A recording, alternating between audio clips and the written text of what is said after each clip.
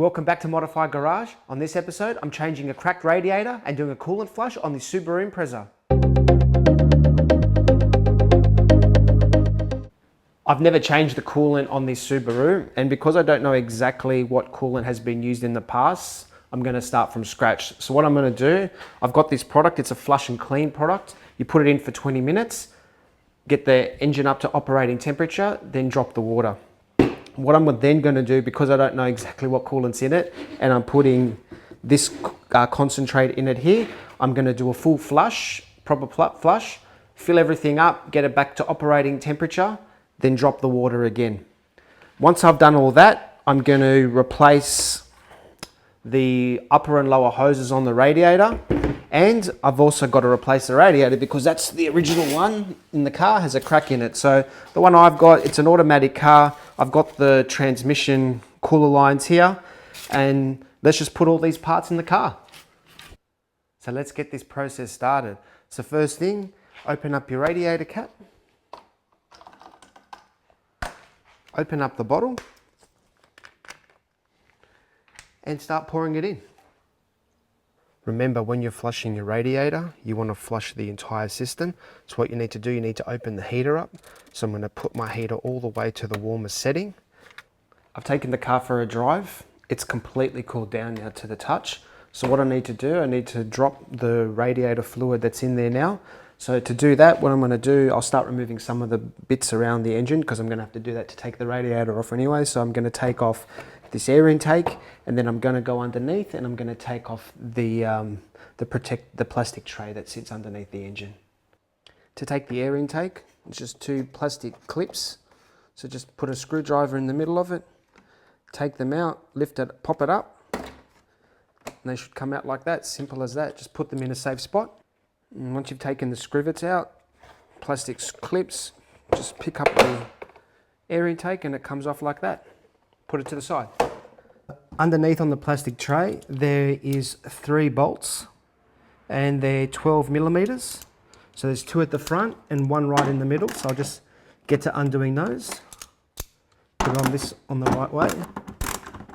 And then 1 right at the back, just in 1 at the back.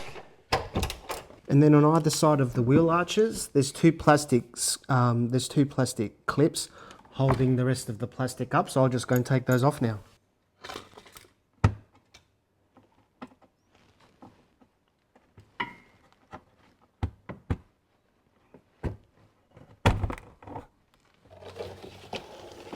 Okay, so this thing here, that's the lower radiator drain hole. So I've just got to loosen it up. And be sure to collect your fluid in a pan.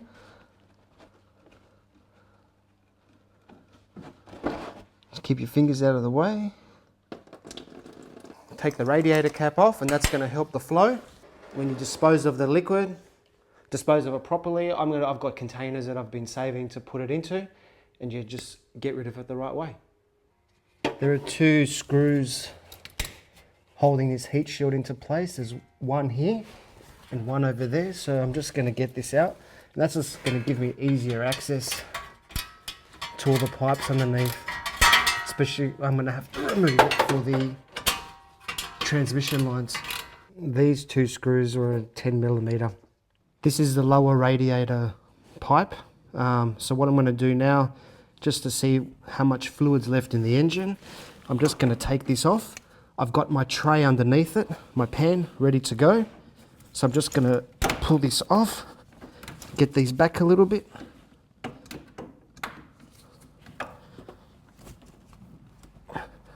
Just pull it back like that, and then take the pipe off.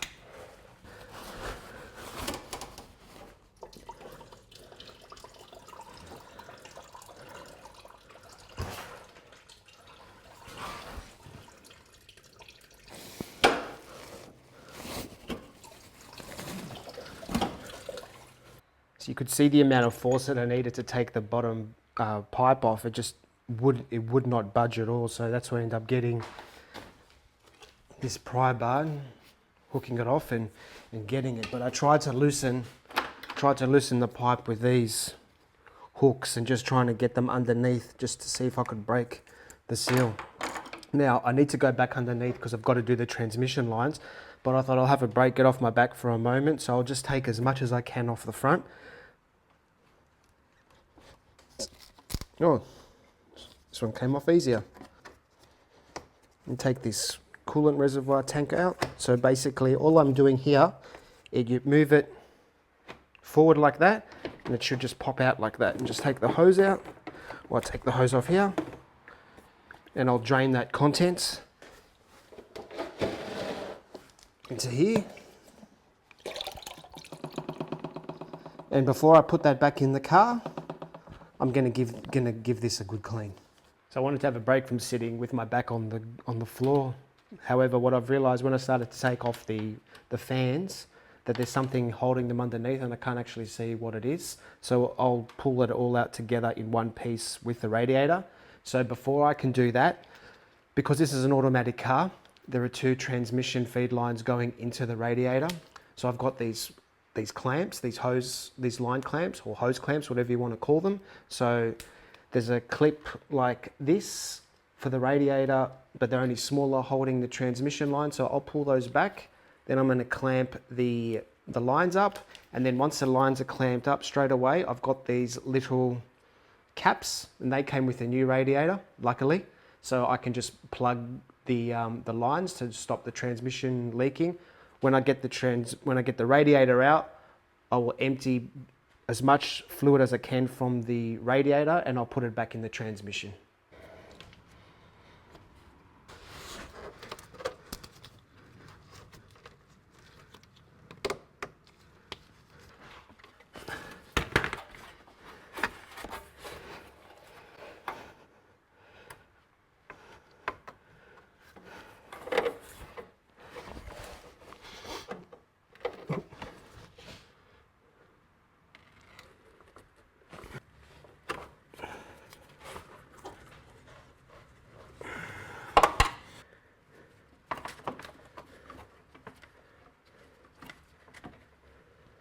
I'm nearly ready to take the whole radiator out. All that's left is the 2 radiator supports. But before you do, and they're 12mm bolts, before you do that, there's a fan plug on the right-hand side, and there's a fan plug on the left-hand side. With the left-hand side, I think I'm going to have to go back under the car. So all you really need to do with the right-hand one, all I need to do is get the tab, flick it up, and then I could pull the tab out, so there's not much to it. So I'm going to just jump underneath now, get that one quickly, and I'll undo these. Let me take these upper radiator supports out. Okay. Just give it a bit of a pull and it should come out like that. And we'll put this to the side.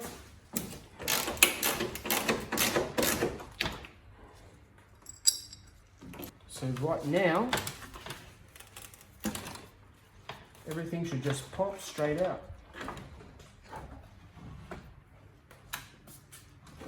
Just take the transmission line, there's a couple of clips. A bit more water is coming out.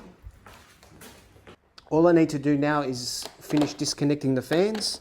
So they're 10mm bolts. Alright, so they should just pop out like that.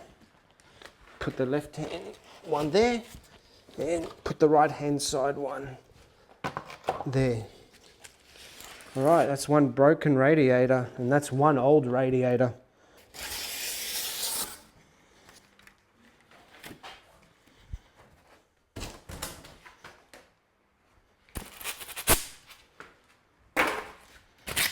Nice and brand new. Set it up how it would go in the car.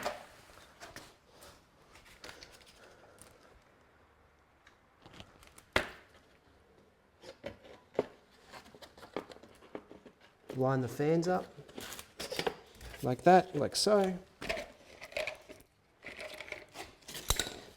Because this is plastic, I'm not going to over tighten these.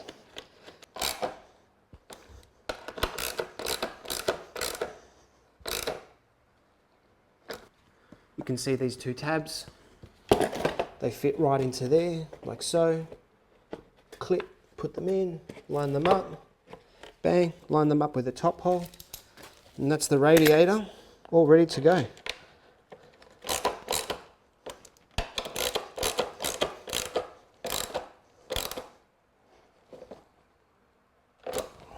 Now what I need to do is get the old pipes off.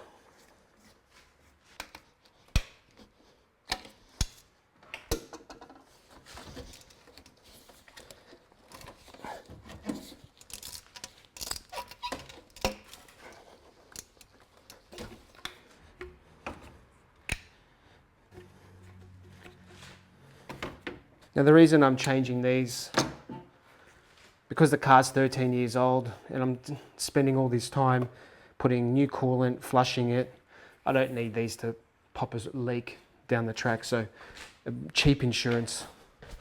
Then all I've got left is the bottom one underneath, but what I need to do with that one is go back underneath the car and take off the clamps. So again, the clamps basically are like this all throughout the car. That's it.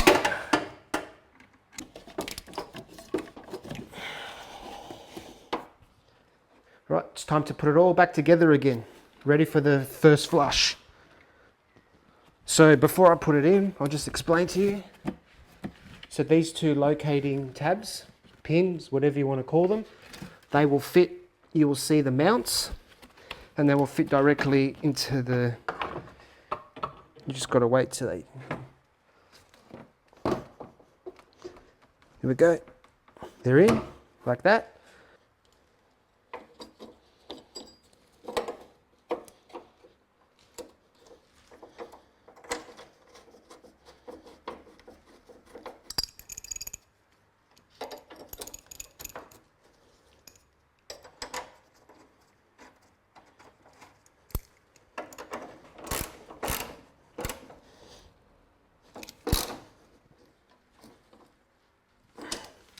I'm not sure what the torque settings are, but I'll have a look at them later.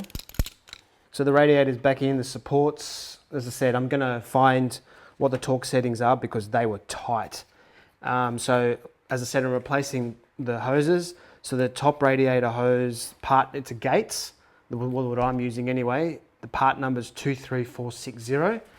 And the bottom hose is a 2349. Again, that's a Gates part number. So what I'm going to do before I put it all back together is I'm going to get these clips on.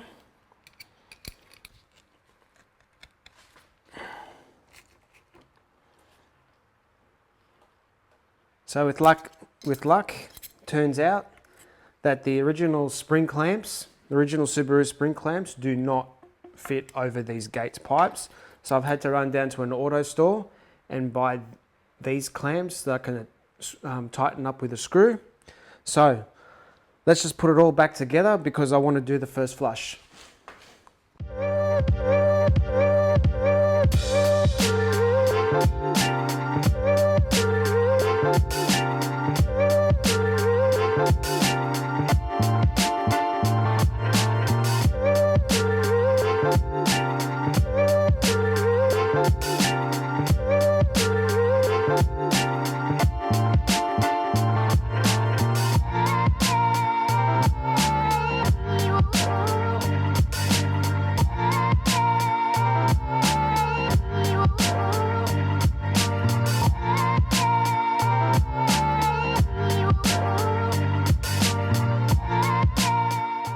Everything's back together now.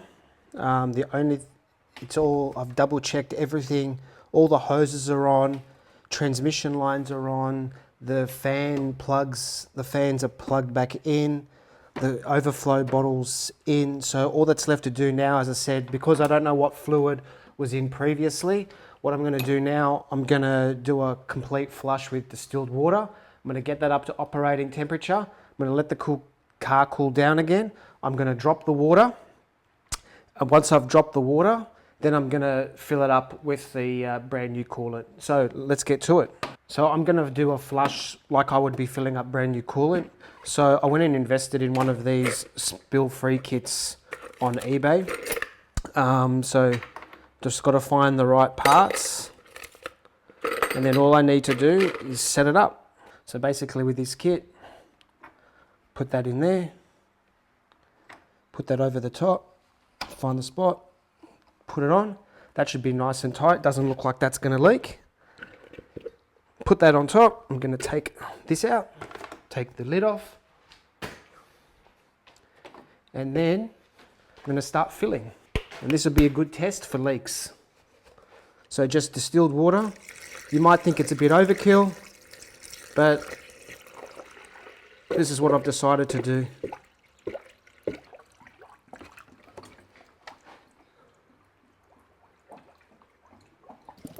Just to help the water go, whoops.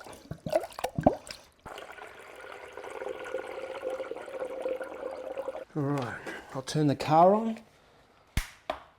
And remember, I've got the heater on, so just remember when you're doing it, keep the heater on so everything can cycle through. So I'll just go and get the car turned on.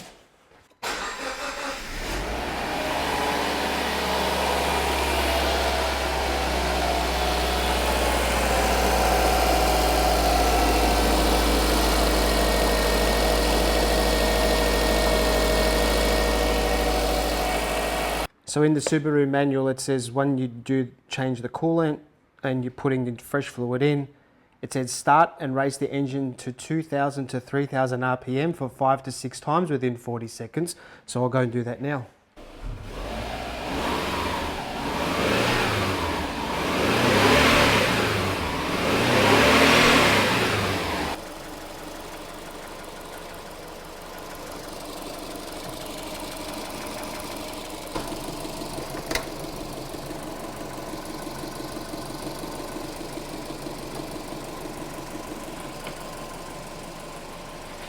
The flushing process took some time.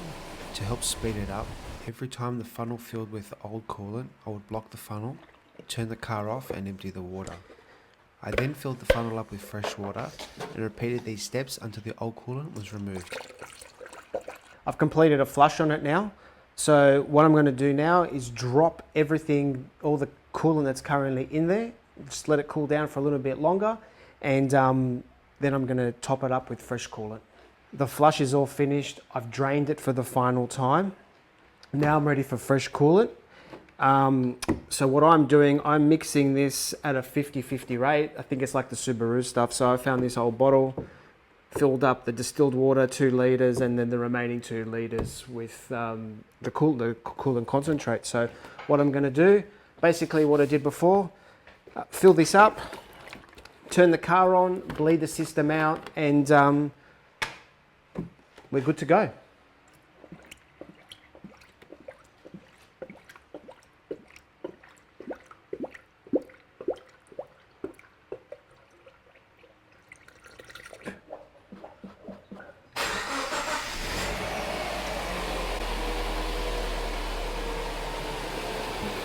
The car's all back together now. There's no leaks. The coolant's in, the coolant's bled. I'm quite happy with how it turned out. Look, it did take a long time. Putting the coolant flush in, to doing a flush, putting new coolant in, and letting the cool down times in between. Oh, and putting new radiator in as well, and then getting stuck with the hose clamps as well. So, but look, if you're thinking about doing a Subaru, get yourself one of these. This is a really handy tool. I haven't needed it for any of my other cars, but for this car, it's perfect.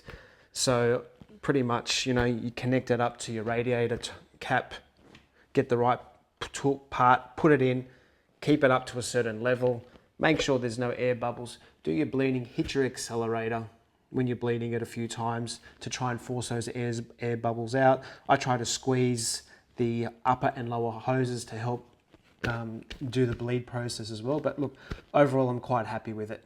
If you liked the video, hit that like button. And if you want to see more content from Modaufy Garage, hit that subscribe button, and I'll see you on the next video.